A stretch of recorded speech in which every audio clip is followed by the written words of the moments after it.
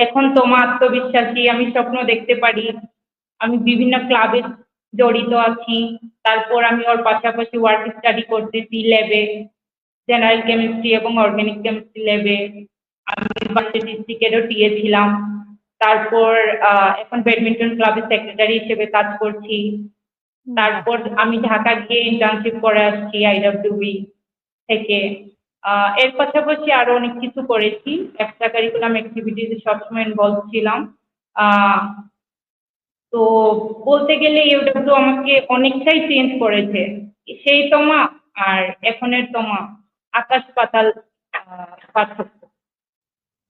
আমরা আসলে এই যে নিজের যে উপলব্ধিটা যে সেই তমা আর এই তমা আকাশ পাতাল পার্থক্য।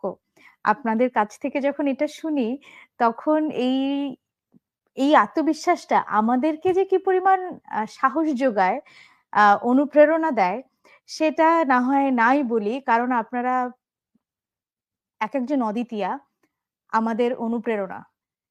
যে হার মানা উচিতই না জীবনে, কারণ এরা পেরেছে। তো সেই জায়গাটা থেকে আপনারা যখন এই গল্পটা বলেন, আমি আসলে অদ্বিতীয়ার গল্প অনুষ্ঠানে যারাই আসেন তাদের সবার কাছ থেকে এই স্ট্রাগলটা শুনতে চাই। কারণ প্রত্যেকের স্ট্রাগল গুলোর মধ্যে একটা সিমিলারিটি পাওয়া যায়। সেটা হচ্ছে এরা কখনোই হার মানে না এবং ওই পরিবেশের সঙ্গে নিজেকে মানিয়ে নেয় এবং নিজের স্বপ্নের যে জায়গাটা সেটা তারা বড় থেকে আরো বড় করতে থাকে।